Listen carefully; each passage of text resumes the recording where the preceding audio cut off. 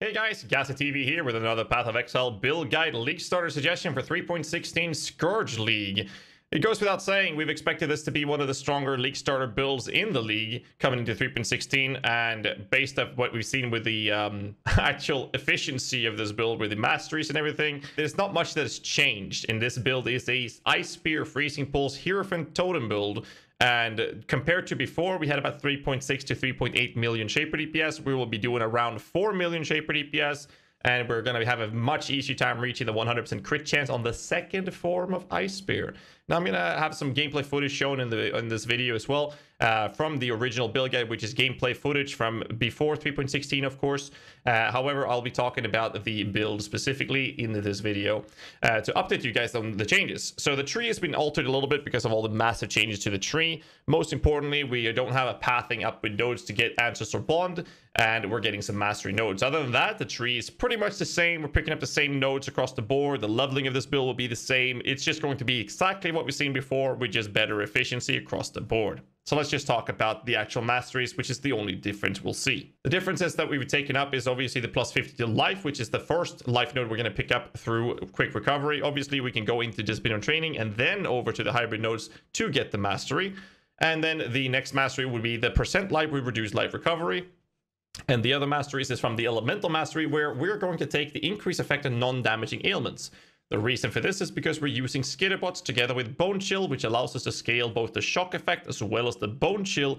Sorry, no, Skitterbots, my bad. I was thinking about Bone Chill with Vortex, which is not going to do any damage because of Ancestral Bond, but apply the actual chill effect, which we're ramping with this effect. My mind is completely focused on Skitterbots with this modifier.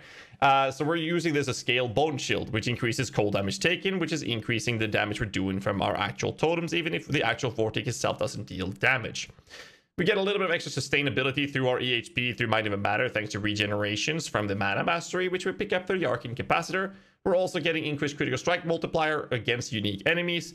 And other than that, we're kind of done. That is that is it. This will be a crazy build to play. So for those of you who haven't seen it yet, there's a build guide linked to the descriptions below, which is currently for 3.15, which will be changed and altered with the fine-tuning for 3.16 in a day or two before the launch at least. And basically the changes on this when you do clearing versus single target is that Ice Spear will be used for single targets. Make sure the totems are placed far enough away from a boss so that the Ice Spears can turn into the second form, which is where you get all the crit. The way you clear with this build is by socketing in a first snow jewel. This first snow jewel allows you to get extra projectiles for freezing pulse. So the switch when you're doing clearing is to remove Ice Spear and just put in your freezing pulse. This moves your 100% crit for the second form down to like 84-85% crit, and you do about 2 million Shaper DPS, which is a ridiculous amount of damage that you don't need to do clearing. And then you switch into Ice Spear for the bosses, where you do twice the amount of damage, which is absolutely crazy. If you want to be really picky, you can switch the first node to a normal jewel if you want to optimize your single target. It is not needed. You shouldn't worry about it at all, to be honest. Gear-wise in this PUB is rather straightforward. We're using a generic spell damage with our cast speed and critical strike spells on the wands. We should still scale crit because you want to have crit on the first form in case the boss moves up too close to your totems, as well as having crit for your clearing so you can freeze and shatter reliably so you don't die to porcupines. Helmet in this build is just life and mana. Mana is very crucial for your EHP. There is a soul mantle. Not sure how expensive this will be in the 3.16, but it shouldn't be too hard to get a hold of. The gloves here, probably the only thing that looks a little bit more expensive than it has to. There is a fingerless base with spell damage. Obviously, this might as well be a better roll in a weapon, but there is damage with hits against shield enemies, which you can get from incursions. Boots, just generic life, mana, movement speed. The crit, when you haven't crit recently, is an enchant you can farm yourself in the lab. Now that you only need to bring the goddess offering, and you'll be fine to farm this yourself or just buy the base with them. Amulet, just generic life, mana. Get yourself the attributes you need from here. The allocation is Heart of Ice. Heart of Ice requires a golden oil. So before you get access to this, there's several other nodes that you can oil instead, such as Marked for Death, for example. If I can just find it, Marked for Death. Should be down here. This one is a Sepia Indigo and a Silver oil. Really, really good as well. You can also oil something like the Seeker. Here it is, which is double Crimson oil and a teal. This oil will give you 30% crit multi. So several options of scaling your damage very effectively through the oiling on your amulet. Kikasaru is to reduce effect of curses on you because we're using Soul Mantle. Then you're going to use the Solo Yugul and upgrade that to reduce the effect of curses on you to get curse immunity. There are ways to scale this better, like using a Viridius Veil, which is dropped from Maven, and using a magic ring on one of your slots to grant yourself the ability to the curses. On the other hand, we're going to look at the lower budget versions of this build, which is only doing 4 million Shaper DPS on day 1 gear. Day 2 for more casual players. The jewel I have here doesn't even have damage, it's just a life jewel. Self-flagellation can be somewhat expensive, but you should be picking it up. Do keep in mind that this is a very good roll, self-flagellation, so the DPS might be a little bit lower than what I'm showing you here in the PUB. It's not a really big problem. I don't think it's going to be that expensive. I don't think we're going to see that many totem builds, at least theoretically, but we'll see how it goes. So just keep that in mind. Rain of Splinters, very straightforward. First, no, you get this for free, and this jewel was only resistances just to see the EHP calculation.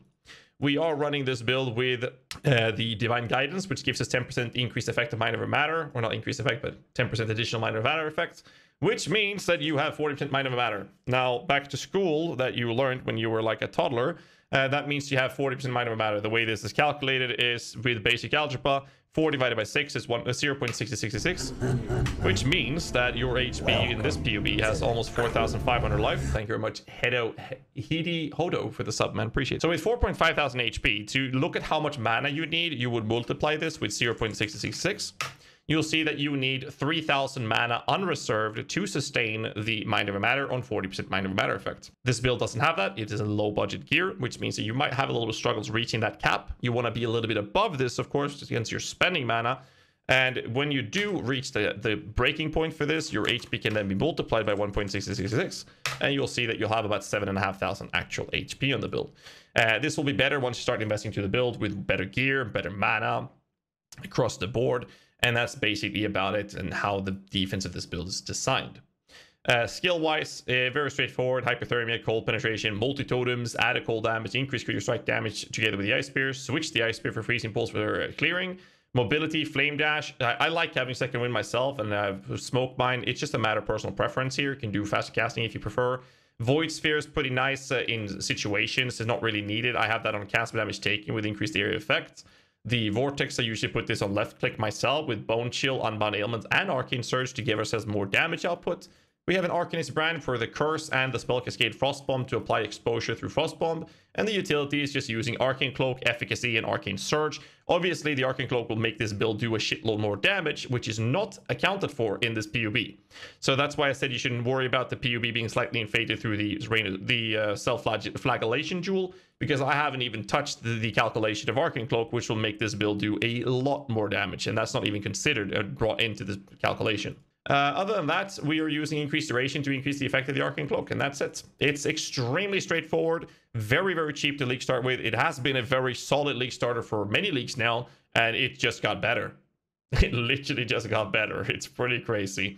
Do keep in mind that this is not a very tanky build. It is somewhat squishy despite the high actual life pool. The EHP is not the most interesting numbers to look at. We'll have 13k versus fist damage, so physical damage will be a problem. So stay a bit safe and make sure you place your totems in front of you so to not die. Another defensive layer is the fact that you're going to freeze shatter enemies so they never actually hit you. Your elemental EHP pool is about 44k with this tree and a 9,000 versus chaos. So again, it is not very tanky, but it does get the job done in a low budget state. This build can be used from league starting. It can be used for in-game bosses. However, I will be a little bit cautious when it comes to Scourge mechanic. We haven't experienced this yet, and seeing that content will allow us to see how well a build like this will perform. I don't think it's going to be a major problem, but I think that Scourge on super higher tier, like red tier maps, might be a little bit problematic, which means that you just need to invest more into the build to counter that. This is still an extremely cheap build, and in the cheap build, you should be doing more than fine in white and yellow tier maps, and you should have no problems killing Awakener, 8 serious fights, Conquerors, Uber Elder, the whole shenanigan on a very low budget.